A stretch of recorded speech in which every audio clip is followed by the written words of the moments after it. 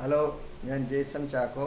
സാധാരണ ജനങ്ങൾക്ക് ഒരു സംരംഭം തുടങ്ങി അവരുടെ ജീവിത നിലവാരം മെച്ചപ്പെടുത്തുവാനായിട്ട് മറ്റുള്ളവർക്ക് തൊഴിൽ കൊടുക്കാനും ഒക്കെ ഉതകുന്ന ഒരു സാഹചര്യം, സമൂഹത്തിൻ്റെ സാമ്പത്തിക അഭിവൃദ്ധിക്കും ഉതകുന്ന ഒരു പ്രോത്സാഹനം നൽകുക എന്നുള്ളതാണ് ഈ ചാനലിലൂടെ കൊടുക്കുന്ന വിവരങ്ങൾ. പാവപ്പെട്ടവർ, സാധാരണക്കാർക്കും അറിവില്ലാത്തവരുമായ ആളുകൾക്ക് അവരുടെ ജീവിതം മെച്ചപ്പെടുത്താനുള്ള ഉപദേശങ്ങളാണ് കൊടുക്കുന്നത്. അത് കൊടുക്കാൻ കാരണം ഞാൻ വ്യവസായ വകുപ്പിൽ അസിസ്റ്റൻ്റ് രജിസ്ട്രാറായിട്ട് ജോലി ചെയ്തുകൊണ്ടിരിക്കുന്ന അനുഭവത്തിൽ നിന്നാണ്. അതുപോലെ എൻ്റെ വ്യക്തിപരമായ ഗവേഷണങ്ങളിൽ നിന്നും മനസ്സിലായ കാര്യങ്ങളാണ് നിങ്ങൾക്ക് പറഞ്ഞു തരുന്നത്. അപ്പോൾ എന്നോട് സാധാരണഗതിയിൽ സാധാരണക്കാരായ ആളുകൾക്ക് ഗവൺമെൻറ് ഉദ്ദേശിച്ച ഇളവുകൾ, സഹായങ്ങൾ മനസ്സിലാകാത്തതുകൊണ്ട് അതൊന്നും അനുഭവപ്പെടാതെയും പ്രയോജനപ്പെടാതെ ഇരിക്കുന്ന പല സാഹചര്യങ്ങളുമുണ്ട്. ശരിയല്ലാത്ത വിവരങ്ങൾ പലരുടെ ഭാഗത്ത് നിന്ന് പറയുന്നതായി എനിക്ക് വ്യക്തിപരമായിട്ടും അറിയാം. അത് ഞാൻ വേറെ ഉള്ളവരിൽ നിന്നും കേട്ടിട്ടുണ്ട്. കഴിഞ്ഞ ദിവസം ഒരു പാവപ്പെട്ട സ്ത്രീ ഒരു സംരംഭം വീട്ടിൽ തുടങ്ങാനുള്ളതിന് FSSAIൽ രജിസ്ട്രേഷനായിട്ട് അക്ഷയയിൽ ചെന്നപ്പോൾ അവരുടേതായ ചില കാര്യങ്ങൾ പറയുന്നു. അതിനനുസരിച്ച് അവർ പിന്നീട് രക്തം പരിശോധിക്കാനായിട്ട് അവരുടെ പകർച്ചവ്യാധി ഒന്നും ഉള്ള ആളല്ല ഇതിൽ ജോലി ചെയ്യുന്നതെന്നുള്ള ഒരു സർട്ടിഫിക്കറ്റിനായിട്ട് ഇവർ ഒരു പ്രൈവറ്റ് ആശുപത്രിയിൽ ചെന്നപ്പോൾ പ്രൈവറ്റ് ഡോക്ടർ പറഞ്ഞു അത് ഗവൺമെൻറ്റിൽ പോകണമെന്ന് പറഞ്ഞു. ഗവൺമെൻറ്റിൽ ആശുപത്രിയിൽ ചെന്നപ്പോൾ പറഞ്ഞു 600 രൂപയുടെ രക്തപരിശോധന എഴുതി കൊടുത്തു. ഈ FSSAI രജിസ്ട്രേഷൻ ഒരു കൊല്ലത്തെ ഫീസ് എന്ന് പറയുന്നത് 100 രൂപയാണ്. 5 കൊല്ലത്തേന് 500 രൂപ അടച്ചാൽ 5 കൊല്ലത്തേനുള്ള രജിസ്ട്രേഷൻ കിട്ടും. അതിന് ജില്ലാതല ഓഫീസർ വ്യക്തിയും ഒരു ഫുഡ് ഇൻസ്പെക്ടറും എന്നോട് വ്യക്തിപരമായി പറഞ്ഞിട്ടുള്ള ഒരു കാര്യമാണ്. അടിസ്ഥാനപരമായി ഏറ്റവും അത്യാവശ്യമായി ഇതിന് വേണ്ടതെന്ന് പറയുന്നത് തിരിച്ചറിയൽ കാർഡും ഒരു ഫോട്ടോയുമാണ് ഇതിന് വേണ്ട രേഖയെന്ന്. പിന്നെ എക്സ്ട്രാ ആവശ്യപ്പെടുക അങ്ങനെയുള്ള സാഹചര്യങ്ങളിൽ വെള്ളം ഉപയോഗിക്കുന്ന സാഹചര്യത്തിൽ വെള്ളം ടെസ്റ്റ് ചെയ്ത റിസൾട്ട് വേണം. പകർച്ചവ്യാധി ജോലി ചെയ്യുന്നവർ അന്യ സംസ്ഥാനക്കാരോ അല്ലാത്തവരോ ഒക്കെ ഉണ്ടെങ്കിൽ അവർ സംശയാസ്പദമായ സാഹചര്യത്തിലാണെങ്കിൽ അവർക്ക് പകർച്ചവ്യാധി ഇല്ലാത്തവരാണെന്നുള്ള ഒരു സർട്ടിഫിക്കറ്റ് വേണം. ആ സർട്ടിഫിക്കറ്റ് ഏതെങ്കിലും ഒരു ഡോക്ടർ സാക്ഷ്യപ്പെടുത്തിയാൽ മതി, പ്രൈവറ്റിലെയോ എവിടത്തെയെങ്കിലും. അത് സിമ്പിളായ ഒരു സർട്ടിഫിക്കറ്റാണ്. അത് പ്രഥമ ദൃഷ്ട്യാ തന്നെ വേണമെങ്കിൽ ഡോക്ടർക്ക് പരിശോധിച്ച് കൊടുക്കാവുന്ന കാര്യമാണ്. അതിനാണ് 600 രൂപയുടെ പരിശോധനയ്ക്ക് എഴുതിയത്. ഇനി ഞാൻ തന്നെയും വ്യക്തിപരമായി എനിക്കറിയാം, ഒരു ആശുപത്രിയിൽ ചെന്നപ്പോൾ അവിടുന്ന് ഡോക്ടർ പറഞ്ഞത്, രക്തപരിശോധനയ്ക്ക് ശേഷം അവിടെ ആ സർട്ടിഫിക്കറ്റുമായിട്ട് ചെന്നപ്പോൾ പറഞ്ഞത് ഇത് ഇങ്ങനെയൊന്നും തരാൻ പറ്റുന്നതല്ല, ഇതിവിടുന്ന് വേണമെന്ന് പരിശോധിക്കണമെന്ന്.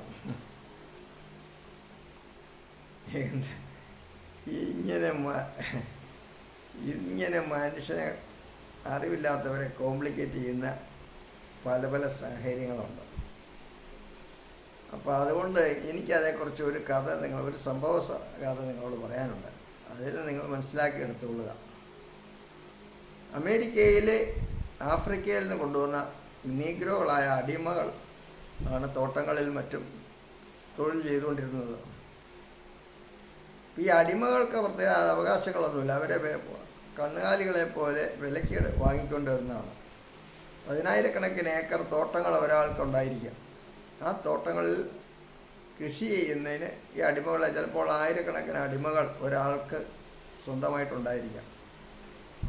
അങ്ങനെ അമേരിക്കയിലെ അടിമകളായിരുന്ന നീഗ്രോകളുടെ ദയനീയാവസ്ഥ കണ്ട് പ്രസിഡന്റ് അബ്രഹാം ലിങ്കൺ ഒരു അബോളിഷൻ ഓഫ് സ്ലേവറി, അടിമത്വം അവസാനിപ്പിക്കലിനായിട്ട് ഒരു നിയമം ഉണ്ടാക്കി അദ്ദേഹം ഉത്തരവിട്ടു.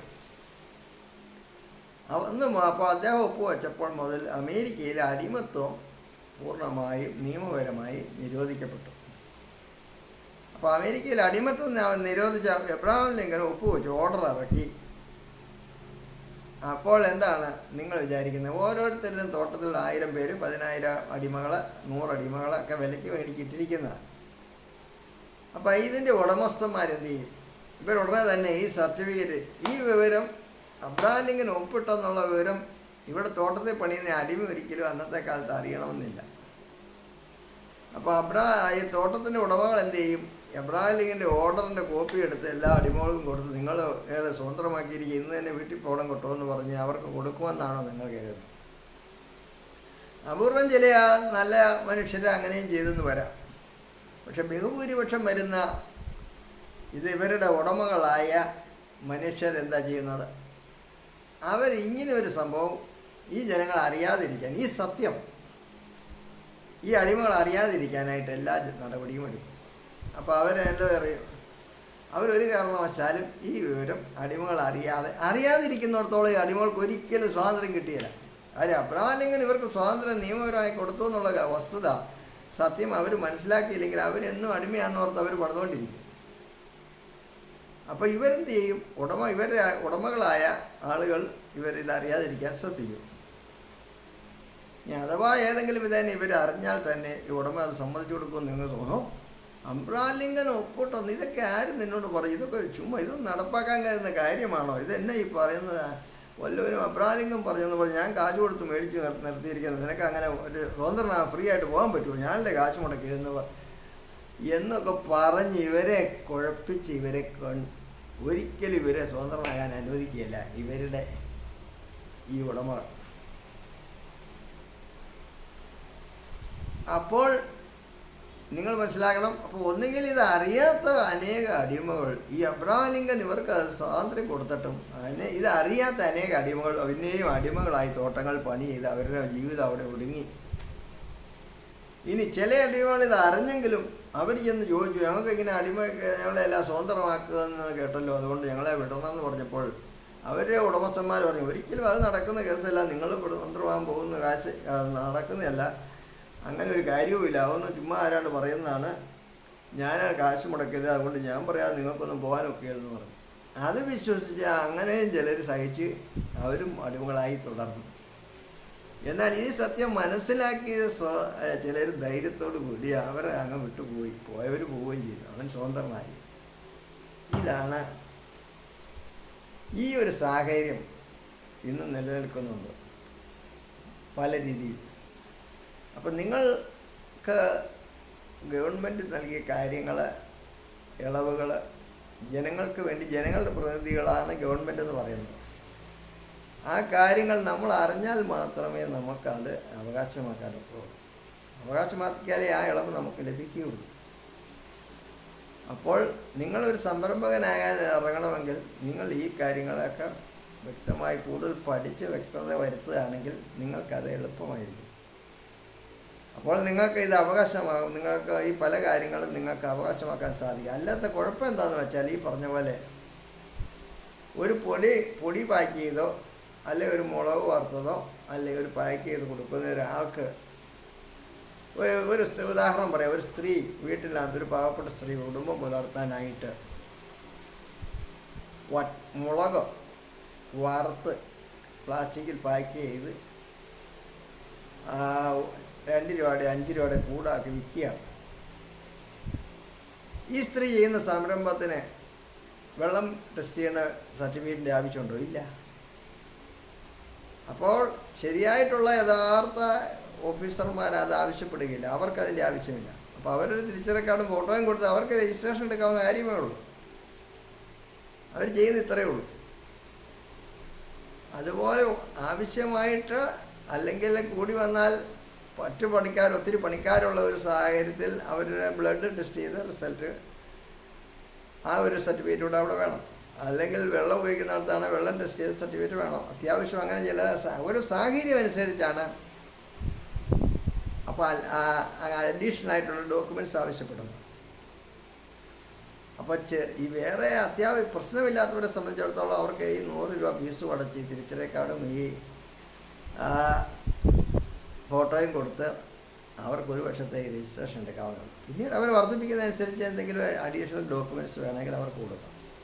അവർക്കൊരു മെഡിക്കൽ സർട്ടിഫിക്കറ്റിലൂടെ ജോലി ചെയ്യുന്നവർക്ക് പകർച്ചവ്യാധി ഇല്ലെന്നുള്ള സർട്ടിഫിക്കറ്റ് ന്യായമായ ഒരു കാര്യമാണ്. അത് വേണമെങ്കിൽ അത് ഏതെങ്കിലും ഒരു ഡോക്ടർ അവരെ കണ്ട് സർട്ടിഫൈ ചെയ്യേണ്ട കാര്യമേ അതിനകത്തുള്ളൂ.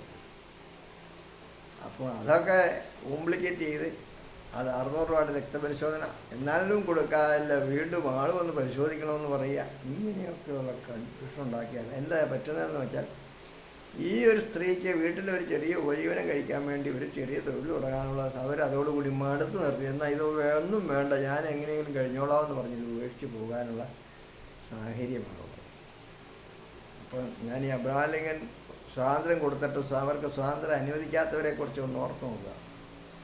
നിങ്ങൾക്ക് സ്വാതന്ത്ര്യം വേണമെങ്കിൽ നിങ്ങൾ ഈ കാര്യങ്ങൾ മനസ്സിലാക്കി ഇതേക്കുറിച്ചൊന്ന് പഠിക്കുക. എത്ര അറിവില്ലാത്തവരാണെങ്കിൽ നിങ്ങൾക്ക് ഇതൊക്കെ മനസ്സുവെച്ചാൽ പഠിക്കാൻ സാധിക്കും. പഠിച്ച് നിങ്ങൾക്ക് അങ്ങനെ നിങ്ങൾ അറിഞ്ഞെങ്കിൽ നിങ്ങൾക്കിതൊക്കെ ചെയ്ത് നിങ്ങൾക്ക് അതിൻ്റെ വരുമാനം ഉണ്ടാക്കാൻ സാധിക്കുകയുള്ളൂ. അതുകൊണ്ട് പറഞ്ഞതാണ്. അല്ലെ പിന്നെ നിങ്ങളിതൊക്കെ ഉപേക്ഷിച്ച് വേണ്ടെന്ന് വെച്ച് പോകേണ്ടി വരും. All the best. ഈ ചാനൽ വാച്ച് ചെയ്തതിന് നിങ്ങൾക്ക് തീർച്ചയായും ചില കാര്യങ്ങൾ മനസ്സിലായെന്ന് വിചാരിക്കുന്നു. ഈ ചാനലിൽ സബ്സ്ക്രൈബ് ചെയ്തിട്ടില്ലെങ്കിൽ സബ്സ്ക്രൈബ് ചെയ്ത് ഇതിലെ പുതിയ വീഡിയോകൾ കണ്ടാൽ നിങ്ങളുടെ വിജ്ഞാനം വർദ്ധിക്കുകയും നിങ്ങൾക്കൊരു സംരംഭകനാകാനുള്ള സാധ്യത വർദ്ധിക്കുകയും ചെയ്യും. അതുപോലെ ഇത് അറിയാൻ മേലാത്തവർക്ക് ഇതൊന്ന് ഷെയർ ചെയ്ത് കൊടുത്താൽ അവർക്കും ഇത് മനസ്സിലാക്കാൻ സാധിക്കും. Thank you.